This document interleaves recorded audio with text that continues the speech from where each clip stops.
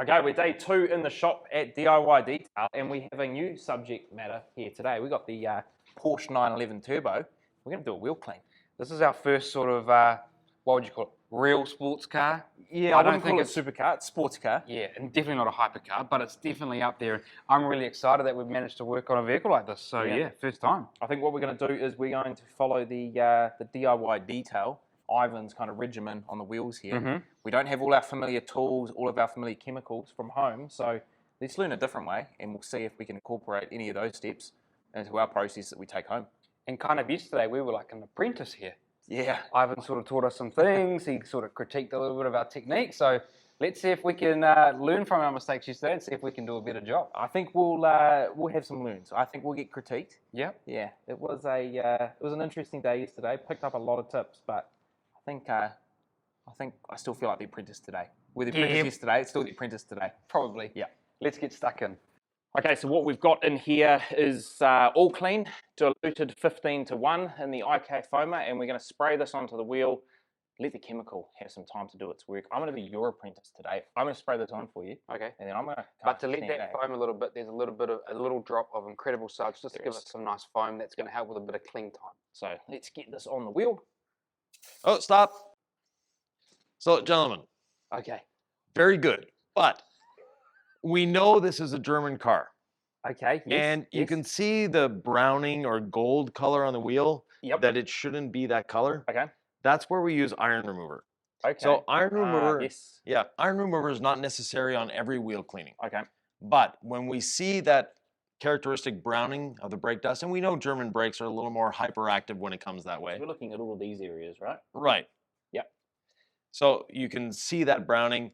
We know there's iron there. Okay. By putting the iron remover on first, it's going to start breaking that down. The all clean is going to allow it to dwell longer. Okay. Before it dries out. So we're going to apply that, and then we're going to layer foam over the top of it. Correct. This is something that we see on a lot of BMW vehicles. Yes. We see really heavy brake dust on it. And is this something to do with the brake pads that they're using? The brake pads that they're using, the composition of the discs, it's a combination of everything. A German car owner that wants to, they can actually buy low dusting brake pads. Okay. But you don't get as aggressive as a stop. Okay, so you don't get the same bite. On the street, really doesn't make a difference. On the track, yes. Yeah, gotcha. So, bit of iron remover. How long will you let this dwell before you layer over the top of this? Right away. Right away. Straight on. And then into the barrel as much as we can. Okay. And you can see immediately it's going red. Start to break down some of this. Now you can apply that. Excellent. Let's go. Thought I was getting in trouble there for a minute.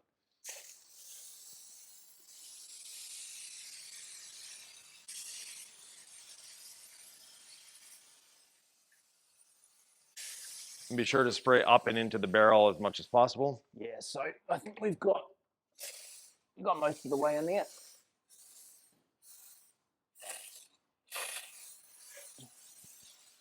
We go, and we're getting that cool purple action immediately with that iron remover. You can see that runoff down there. And so in true DIY fashion, we do chemical, rinse, chemical. Right. So the reason we're doing chemical, rinse, chemical is there is grit inside of there. The brake dust itself is gritty. We want to remove as much of that as possible before touching it with a brush, with a mitt, whatever you want to touch it with. Before actually touching the wheel and tire, we want to get rid of as much of that dirt, grit as possible. And that's going to now be a safer for when we come into our contact wash. Correct. That's that sodium diglycolate reaction to the brake dust. All right, rinse away. So this has had time to react now, so now we're going to do our first rinse, and then we can then reapply some of that product.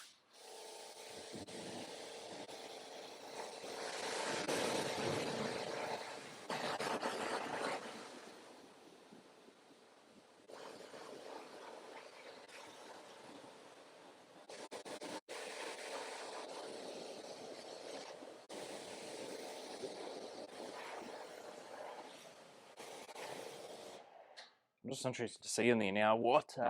Done quite a look good at that. It's decent done a job of really cleaning. good job. I mean, look at that.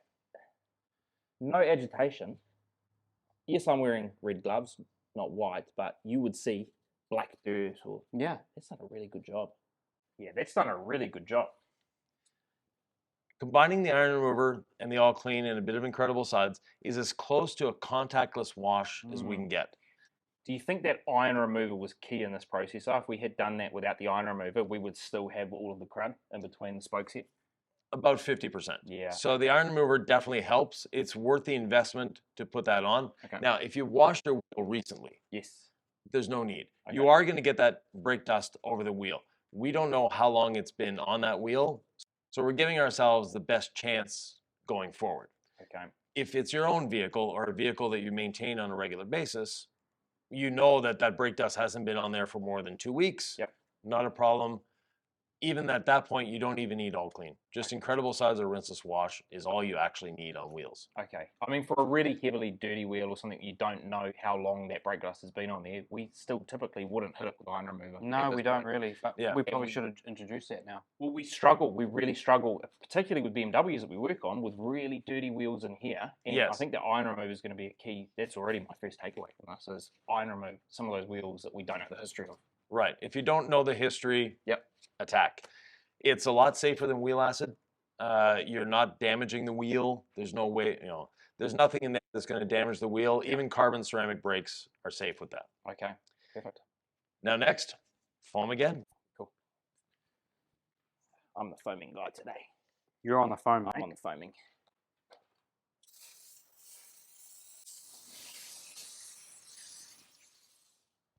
So again, you want to make sure that you're getting it in the barrels. So you think I did a good enough job there? Or not I can quite? still see You the can red still of see the some? Okay. Caliper Oh, as the well. caliper, yep.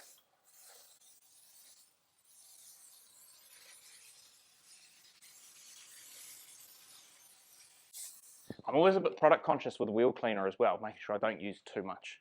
Yes. We're in the DIY studio today, so I think we've got some extra supplies if we need it. I mean, you just let me know how I can help you as your apprentice. I mean, I can watch, I can critique. Yeah, what do you want me to do? I can pass you tools. I think you're going to start with a wheel face brush. Wheel face brush? Yep. Which is actually going to replace 3 tools that we would typically use right now.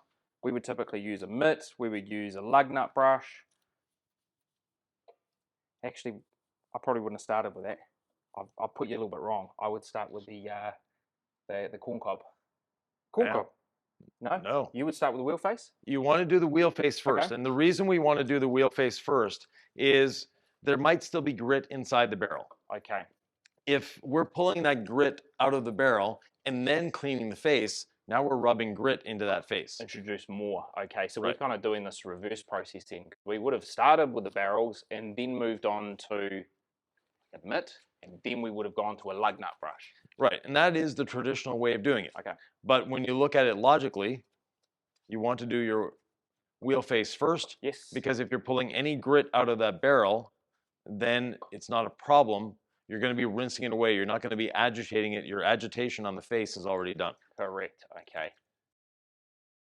This vehicle is from a dealership, Yes. meaning the tire dressing that they put on it It's a is like glazed donut. Vaseline. Yeah. Yeah. Yeah. It's thick, it's greasy, it's sticky, so we're not really going to concentrate on the tire itself. So just very superficial clean, get any dirt off there. Right. We're not trying to strip anything away or add anything to No. that tire.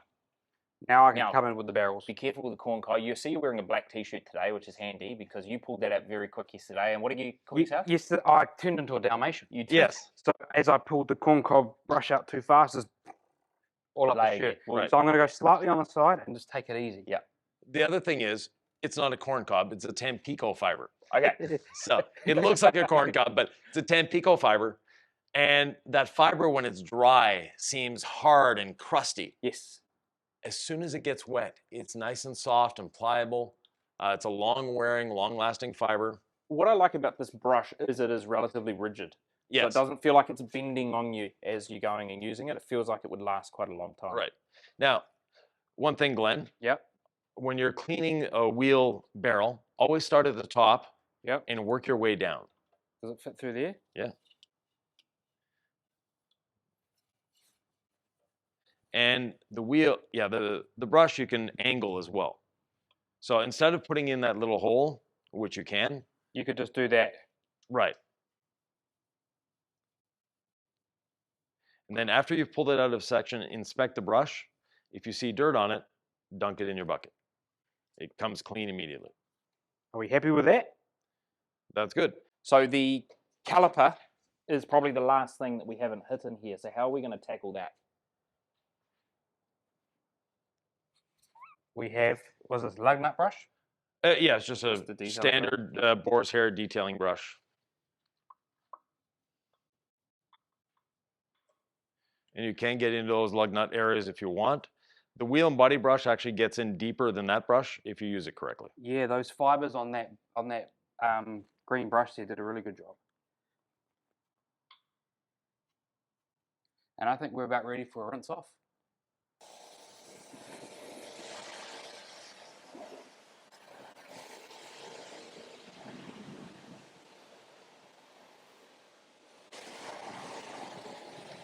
Definitely see that dealership tire dressing is just, it's rejecting everything on there. There we go, rinsed away. We want to use quick beads at this point. Yes. There's a couple of reasons for wanting to use quick beads. First of all, it's going to make our drying easier. Yes. Secondly, it's going to make the next cleaning much, much easier. And there's a couple ways of applying quick beads to a wheel. Actually, 3 ways. Okay. First way is we spray it on, let it dwell for 30 seconds, and rinse it off. Okay. Rinse it off. Pretend it's been 30 seconds.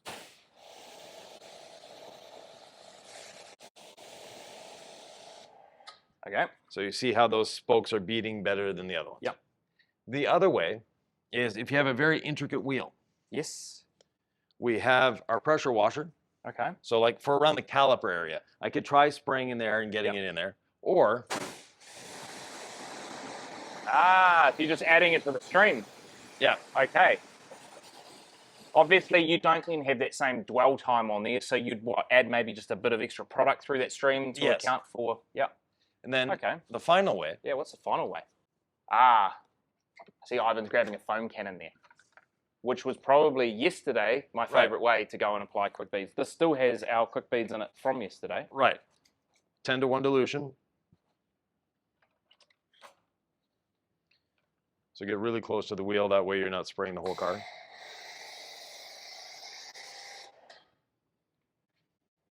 And that would be if you were covering like a large surface area, you know, like the car we did yesterday, we sprayed down the whole vehicle, just bigger application. Yes. And what is the chemical makeup of quick beads? Why do we get that sort of hydrophobics? It's a water-activated graphene-based ceramic. So it's designed to quickly adhere to the surface with the presence of water. Without water, it actually doesn't work that well. So it's water activated. Yes. And then what would be a typical durability here? On a wheel, we'll say 1 to 2 months. And that's just a really quick way just to get some hydrophobics, a little bit of protection, and keep your wheels slightly cleaner. Yes. Very simply and easy. And I mean, you can already see the results of that already activated with the, the rinse off there. You get all the water beading. Got all that beading right there. I mean, that's a really easy way to quickly clean and then add some, wouldn't call it necessary protection in this case, but this is definitely going to add that beading, make it easy to dry, easy to clean the next time around as well. It just looks cool as well. Yes. Water beading on there. And how easy. Especially, I mean, if you have a foam cannon that made up, you can have it made up all the time, but a couple of spritzes of this. How many spritzes actually, if you were spraying this straight up on the wheel? 4. Okay. To cover the whole wheel. Yeah. So that bottle is going to go a long way just using it in the wheel. 4 milliliters of product. Now we have to dry it. We have a couple options for drying. We can use a drying towel, which is my preferred option. The other one is a leaf blower. That's our preferred option. But the leaf blower, the problem with the leaf blower is if you have any minerals in your water, not only are you blowing some water off, you're evaporating some water, leaving minerals behind. Okay. And to inspect how well you guys cleaned, use a light colored towel to dry off the face and see. So since he's the one that did the cleaning. I'll do the inspection, but I can tell you this is going to be much better than if this had been in reverse. Glenn does a much thorough job cleaning wheels. Let's have a look. So after a section, what are we seeing on the towel? We're seeing water. Yeah. We're seeing water. But if I had cleaned this wheel, if I wiped this on the concrete, that's probably what we'd be seeing. And you can learn to clean wheels better. It's just being methodical Correct. and making sure that you're getting every section with that brush. I think the thing that you said to us yesterday, Ivan, oh no, I picked up a bit of dirt there. That was the caliper. Oh, okay. One of the things I picked up that you said yesterday, Ivan, was to just work slowly. Take your time. Like Right. don't work at snail's pace, but be methodical. Do it once, do it right. Take your time. It's faster to do it once right than to do it twice badly. Yeah. And one thing that's very important is don't rely on the chemicals to do the work for you. Agitation is extremely important. I think a common mistake detailers will make, though, is that they won't let the chemical do enough of the initial work for them. Right. It's very, very common to see people spray product on. We've been guilty of this in the past as well. Yes. Spray something on, give it 20 seconds, and quickly rinse it off. And it's like, hang on, we haven't even given that chemical time to do what it's designed to do. Right. The other thing is, I've seen a lot of people, and this is common, that the first thing they do is spray the wheel with water. Yeah. You're pre-diluting the chemical, and the water isn't doing anything without a chemical, or very little. I think people think that they're rinsing away all of the dirt, aren't they? Not knowing that the dirt on their wheel is probably going to be the most stubborn dirt on the whole cart. Yes. Why? Well, look how close it is to the Right. road and everything that you're going to pick up along the way there too.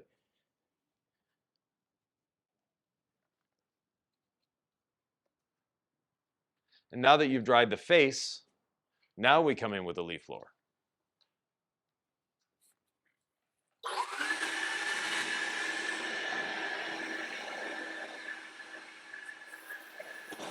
There's just a couple of little water droplets just on the emblem there.